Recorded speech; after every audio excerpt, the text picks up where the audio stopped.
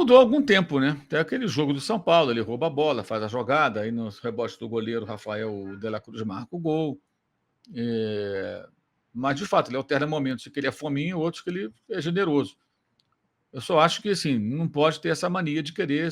Tem que parar o Flamengo, o negócio de querer sempre caprichar, um toquinho a mais. Cara, objetividade. Põe a bola para dentro do gol. Aquele gol que ele perdeu ontem foi um negócio que não tem sentido, gente. Não tem sentido. Cavadinha tentou cobrir o goleiro, tem gente discutindo isso aqui, não importa. Ele tinha que mandar uma pancada dentro do gol. Ele, o goleiro, escolhe onde vai colocar a bola, à esquerda, à direita, por baixo, por cima, tinha várias opções. Para um cara do nível dele, aquele gol é facílimo, né? É muito fácil. O time já está vencendo, quer dizer, não é uma situação que você fica diante do goleiro aos 45 do segundo tempo, o jogo está 0-0, tem que decidir, falar, meu Deus, e agora? Não, tá tranquilo, frio. Ele, o goleiro, pimba, bota dentro do gol, acabou, um abraço. Aí ele faz aquilo. Por sorte dele, na sequência do lance, ele teve a chance de dar o passe para o Cebolinha fez o gol e a coisa deu uma acalmada. Mas não pode fazer esse tipo de coisa. Sabe? Essas chances não se desperdiçam. E ontem era um jogo assim para fazer o maior número possível de gols, para amassar mesmo. Sabe? Para amassar, não só para o saldo, mas também para mostrar uma reação. O Flamengo tem que mostrar força, gente. A força que ele tem que ter. E como não tem cobrança da diretoria, que é uma diretoria super paternalista, né? Quando eu falo cobrança profissional. Qualquer ambiente de trabalho tem cobrança profissional.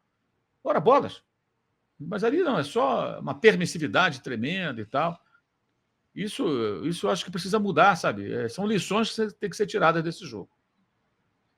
O Rafael Peixoto falou, nos anos 80 e 90, meu pai me ensinou a acompanhar o Mengão pela rádio. Lembro que às vezes tínhamos que ouvir dentro do carro para conseguir o sinal AM aqui em Campinas. Saudade do Apolinho, dia triste. Pois é. E nós que éramos atacantes, né, Léo? Essa bola do Pedro, então, né, quicando, era tudo que a gente sempre gostava, né? O pé coçava já para enfiar o pé nela. Ele já fez alguns gols assim, né, Alan? Sim. E aquela bola ali, geralmente você bate para baixo, né? Você bate para baixo do goleiro e faz o gol, né? Um gol até, como o Mauro disse, para o Pedro, fácil, né? Para alguns atacantes já fica um pouco mais complicado. Mauro, o Felipe Furtado fez uma pergunta aqui. Eu acho que depende muito, né? Mas enfim. Mauro, nas oitavas é melhor pegar um time brasileiro ou de fora? Depende do time, né? Depende do adversário, né? Depende. Aí já entra um terreno da imaginação, né? Que time de fora? A gente não sabe nem quem é primeiro, quem é segundo. Os times estão jogando ainda. Quem vai ser primeiro? São Paulo ou Talheres? Júnior Barranquilha, Botafogo, Universitário, né? River Plate ou Nacional? A gente não sabe ainda. Então, exatamente. Time de fora. Quem é o time de fora? Ano passado, o adversário mais interessante do Flamengo era o Olímpia. Dos líderes de chave, era o time mais fraco. Claramente. O Flamengo perdeu. Ridiculamente foi eliminado. Era o adversário que todo mundo queria pegar. Porque era, de fato, dos líderes o time mais fraco. Isso não era... Negar isso é tapar o sol com a peneira. E o Flamengo conseguiu perder daquela maneira. De 2-0 para 3-2 no placar agregado. Exatamente. Mauro, tem uma informação aqui da TYC Sports, né, que parece que a lista da Copa América será de 26 jogadores. Né? Representantes da Conmebol aprovam no Congresso da FIFA a ampliação do elenco de 23 para 26 jogadores, como aconteceu na Copa do Mundo do Catar.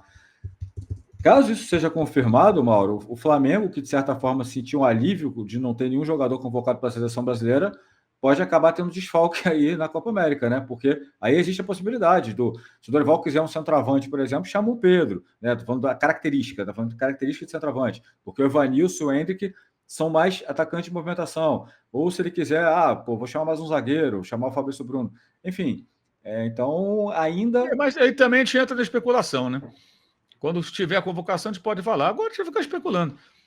Ele pode simplesmente, por conta da paralisação do campeonato e da confusão aqui, até alguém da CBF pode orientar. Dorival, evita convocar mais jogador do Brasil. Eu, se eu fosse a CBF, falaria, evita para não ter mais confusão. Um jogador que você vai chamar para uma lista complementar para 26 jogadores, não é prioridade dele. Se fosse, estaria na lista inicial, correto? Então, precisa chamar do Brasil, chama todo mundo lá de fora, não enche o saco. Aliás, essa Copa América só serve para encher a paciência. Eu não tenho paciência nenhuma com Copa América, no meio do Campeonato Brasileiro, entendeu? Lá nos Estados Unidos, no torneio...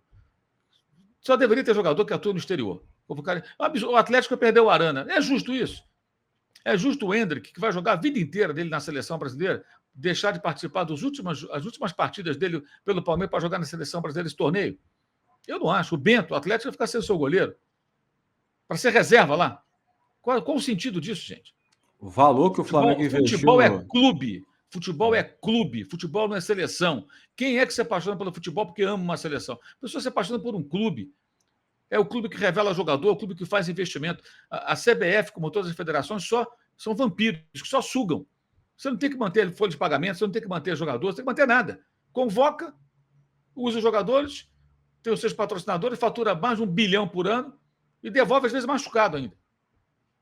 E no meio do campeonato, no meio da temporada, e agora com todos esses problemas derivados da enchente no Rio Grande do Sul, ainda vai desfalcar os times.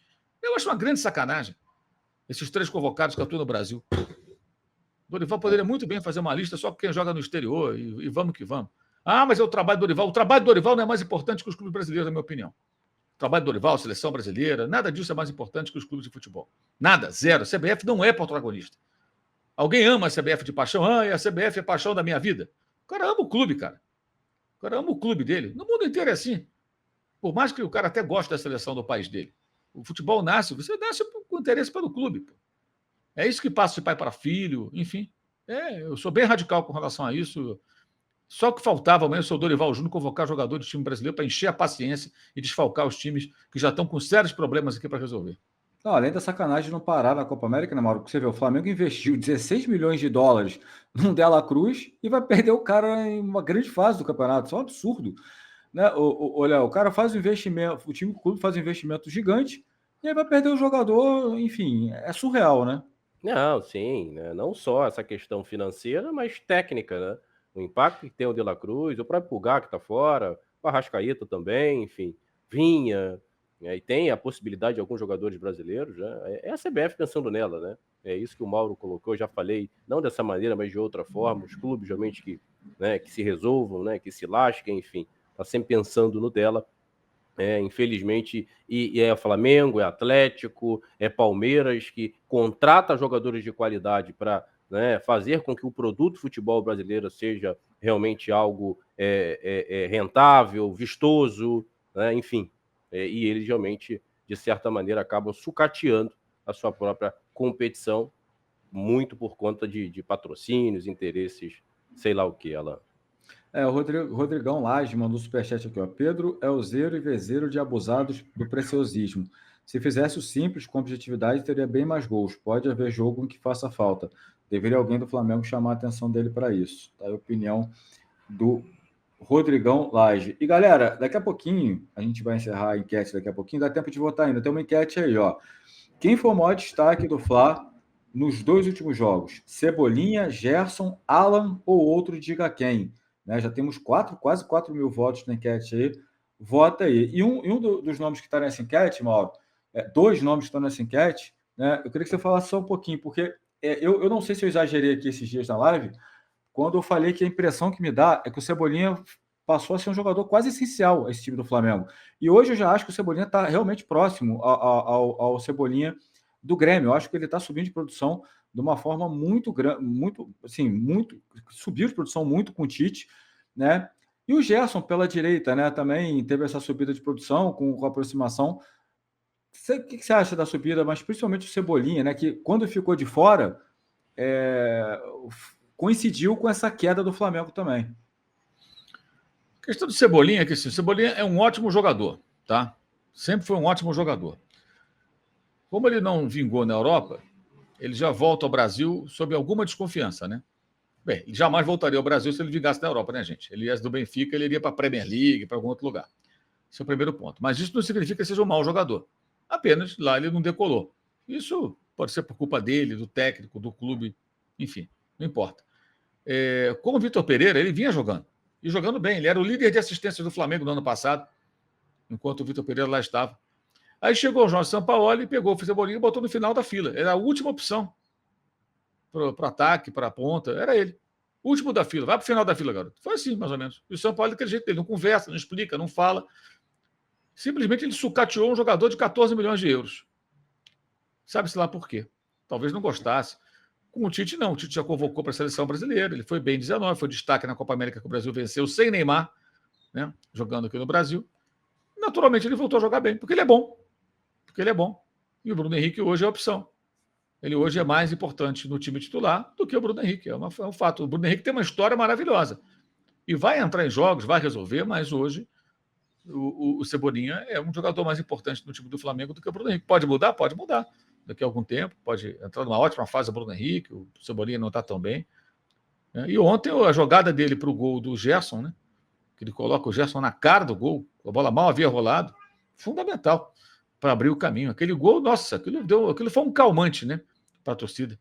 O pessoal meio tenso, aquela expectativa, tem que ganhar. De repente, tudo ficou mais claro ali. E foi uma jogadaça, né?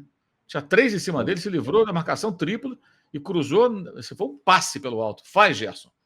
O Gerson teve que dominar e finalizar. E você observar, por que o Gerson está livre? Porque tem um deslocamento de jogadores de azul, tudo ali para o lado que estava o Cebolinha. Ele atrai aquela marcação, se livra dela e faz um verdadeiro passe pelo alto, com muita precisão. Foi uma grande jogada. A jogada mais importante do jogo. Disparado, porque foi ali que tudo começou. Se não sabe aquele gol, a gente não sabe qual seria o ciclo. Poderia vencer. Mas sabe aquela coisa? 0-0, 0-0, uma bola na trave. Ai, meu Deus do céu, como é que vai ser? Aí a Flávia Bibi começa, sempre está presente, né? Sempre tem um Flávia Bibizento no estádio. Começa a reclamar, começa a vaiar, não apoia. Ansiedade. Né? Ansiedade. Ai, vai dar tudo errado. Aí tem aquela hiena do desenho animado lá, o Hard, né? Ó dia, ó azar, tudo vai dar errado, vamos ser eliminados. Ai, o Flamengo não tem jeito. Então, foi a jogada mais importante do jogo. Super importante, é uma jogada individual de um jogador em ótima fase, porque ele é bom. Só por isso ele é bom. Pergunta a qualquer torcedor de time brasileiro: você quer o Cebolinha no seu time? Todo mundo quer. O que ele vai querer?